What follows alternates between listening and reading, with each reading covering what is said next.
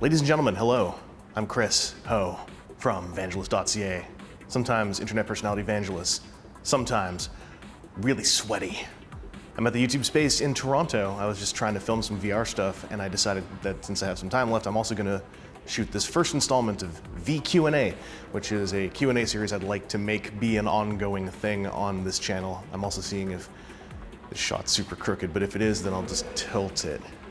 The idea behind this is going to be that I put up a Q&A video and then questions for the next one, which I'm not sure how regularly I want to do these, if I want them to be monthly or fortnightly, but questions for the next one would go into the comments of the one you're watching like right now.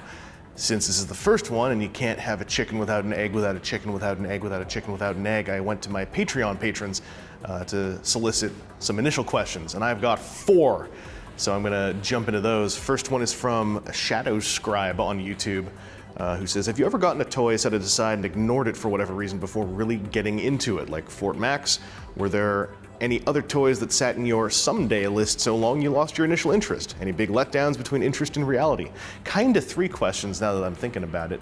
But as far as getting a toy, setting it aside, and ignoring it for a while, that was the story of a buttload of SH Figuarts back in the late aughts, early 2010s, when I was foolishly just trying to order everything that came out every month through AmiAmi. I would get them all in, and they would just sit there for a long time. This might have happened with other toys too, but SH Figuarts is the first one that really jumps to mind of toys where I literally, some of them did not open until months after I got them. And with Figuarts and with other things, I also quickly learned that if you don't open things when you get them in the mail, eventually when you open them and things are wrong and you could have had a return done, you're well past the point of return. So open your toys when you get them and don't order more than you can open. That's the main thing. As for that second part, which was like Fort Max, things that were in my someday list for forever, to the point where I might have lost initial interest. Basically all of Transformers G1, for the most part. Spent a lot of my childhood just aching for those pieces, and then as I began to have the ability to get them throughout the 2000s, more readily than in the 80s or 90s, my interests in toys shifted a lot more towards engineering, and while a lot of G1 toys have interesting engineering, over time I found them a lot less engaging than the newer things, sometimes even by folks who worked on those older ones. Maybe it's because I was exposed to them for so long, but like there's swathes of G1 where I've been satisfied just like touching someone else's or watching a video of some of the really rare ones. I don't really feel a draw to want to grab all that stuff. And then any big letdowns between interest and reality.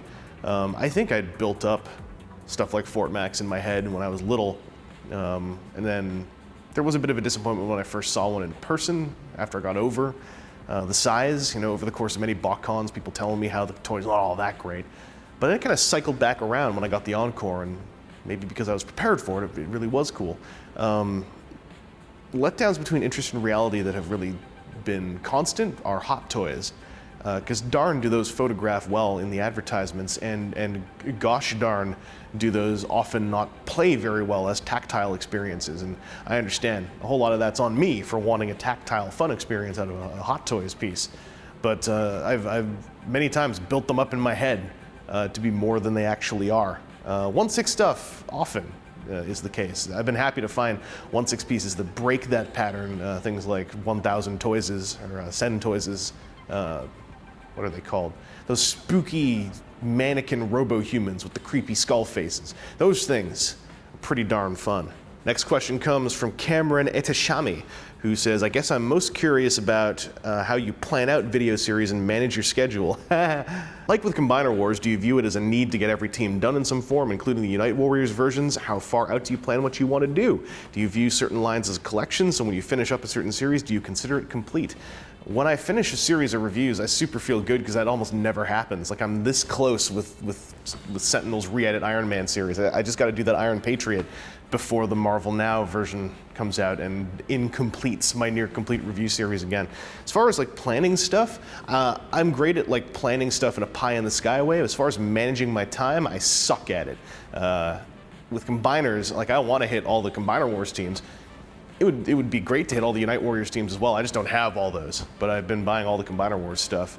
In a perfect world, I would build up a couple weeks of reviews and V-builds ready to go, just quick ones, and then while those release, spend those weeks filming all of the dramatized combination sequences, release those to patrons early so they can check those out, get those reviews done, and just have this wonderful rollout of Combiner Wars stuff. Instead, I just panickedly finish things I would even say calling it the last minute is almost wrong because it's a last minute I've made up. So that's one of my biggest weaknesses as a participant in the YouTube machine in general is I'm a terrible boss for myself, and I'm still working on that. So I plan a lot of stuff out, and then often my plans don't pan out. It's the best way I could put it. Got another one here from Antonio Vang, who says, hey, I got a few. What music genres do you enjoy? That would be industrial, is probably my favorite overall genre, which is something I discovered thanks to DJ Enigma, because I spent years saying, I don't respect the idea of genres. But I was instructed that I actually just like industrial music. And turns out that's true. It's not the only genre I enjoy. It's just it's the biggest, meatiest ball of firm, succulent. It's the biggest label I can throw out at you as far as music genre preferences. Next question from Antonio is, when you started making videos, what were your intentions for fun, sharing with friends, etc.? My intentions were that back in 08, I thought, hey, I like performing in front of people and I never get to. And I think I could have fun with toys because I already collect them. And I think I could do what a lot of people are doing on YouTube, but I could also make it entertaining. Whether or not that's true is obviously up to the viewer at this point. But back then, when I was a lot less mature, I was like, I'm gonna burn this YouTube world open and stick my face in its open holes. And primarily for the first year, I really was making videos that I was hoping my friends would enjoy, and primarily like my friend Jacob, Mr. King Laffo, and my digital mentor, DJ Enigma. Those are the main people I had in mind for most all of what I would do.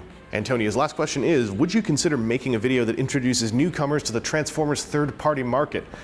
I would need to put a lot of thought into that because people use words when they talk about unofficial transforming robot toys because they heard other people use those words, and then they start thinking that other words aren't supposed to be used for them, and there's a whole, it'd be great to have something to introduce the concept and maybe educate a little bit, but I'm not sure if that would end up coming off more aggressive than maybe it should be.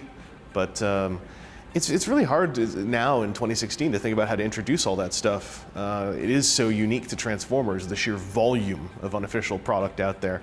And it's a difficult thing to get across in some cases, the fact that third party does not mean unofficial. It just happens to often be unofficial when it comes to Transformers. And we've spent now, I want to say 8 years just calling it third party, sometimes not really knowing what the term means. And then there are a lot of folks who have fallen into the trap of thinking second party means that it's licensed, and that's wholly untrue. Now that I'm thinking about it, maybe it would be worth making a video about it. I don't know. But it's a cool idea.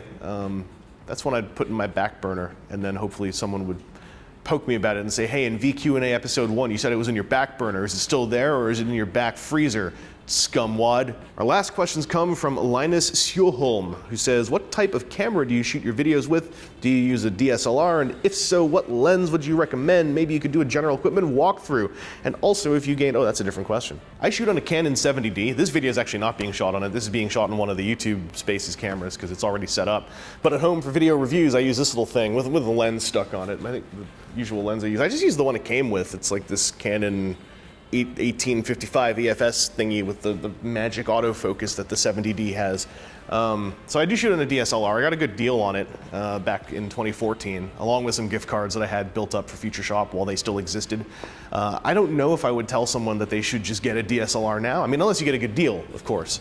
But a DSLR is not top of the line for filmmaking or video making now. I think it's good, but there are other options out there that are wholly worth your consideration. Blackmagic and Red are both working on their things. Sony's always working on their things, and there's a lowering, a thinning, a smidgenly pushed togethering of the gap price-wise between like Super Pro stuff that can do like 4K and then your DSLRs. I mean, if you like the look of a DSLR, of course, just check that stuff out. But don't feel like DSLR is like a plateau you've reached, because it sure ain't. I also do my audio on a Zoom H4n, which is currently over there plugged into the wall because its battery's almost run out. It's a nice little workhorse. It's not something everyone needs. If you want something a little more affordable, Zoom H1 or its Tascam counterpart are both super worth it. You do have to, like, those will record the audio separately and you have to synchronize it after the fact, which is not very hard if you do a clap like that. It's a little tricky at first, but like it's nothing to me now to synchronize audio, and I think that the benefits are huge. I get a lot more out of that little thing than I would from any shotgun mic plugged onto a DSLR. So that's about it for filming equipment. As far as lights, I've switched over to LEDs for the most part. I've got 3 Spectra 500Ss because I got them on super sale a couple months ago. I got 2 Bauer LED lights from Best Buy, and then my girlfriend got me what's pointed at me right now. Oh, I looked right at it. It's a Best Buy Platinum LED light thing that goes on basically LEDs is what I went to because LEDs run a little cooler, and the one thing I got sick of over the years was how all my desk lamps I was using would get so friggin' hot. So that's my LED situation. I think that's about it for equipment. A walkthrough is a cool idea. The thing that always stops me, which is really stupid, is, well, what am I gonna film a walkthrough on if I'm gonna show my filming equipment? I mean, obviously film it on my phone. It's a simple situation. I really should give that a shot. I don't know. Would people be interested in that? I mean, obviously someone's interested in that, but how many people would be interested in that? I don't know. Tell me. I think I've taken a picture of my setup before. I really should try doing something. I always had this idea of like picking a simple figure and then video documenting the entire review process. The only dishonest part of that would be it would show the impression that I actually work on a figure from start to finish. I totally don't, because everything's in segments and I have a poor work ethic. But I don't know if that would be interesting. Let me know too. And the last question from Linus is also, if you gained godlike powers, how would you use them? The first thing I do is never drop my phone again. The next thing I do would probably be the really cowardly thing of being fully immortal, and then granting that to my friends and loved ones and taking them along for the eternal hell of never dying. And then, I don't know, I would probably just become pretty tyrannical and just go around picking out people I think are bad and going, yo, stop it, or I'm a god on you.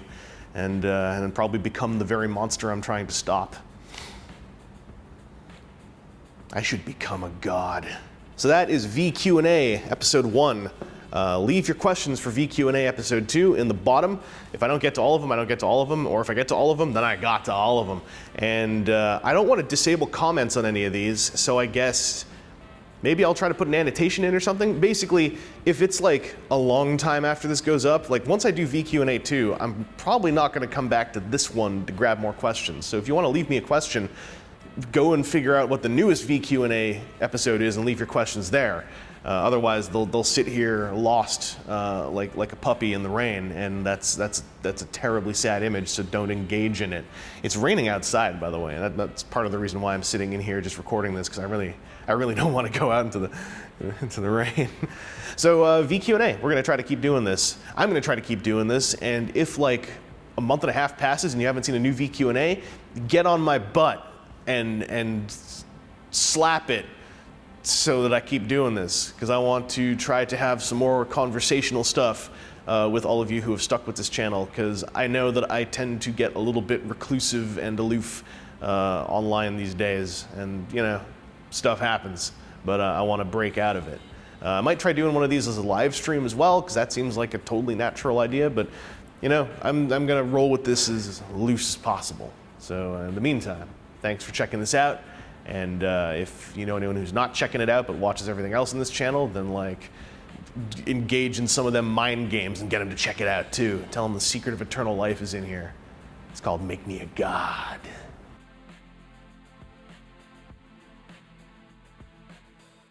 Really can't believe this phone hasn't broken at this point. Ooh, Mongo.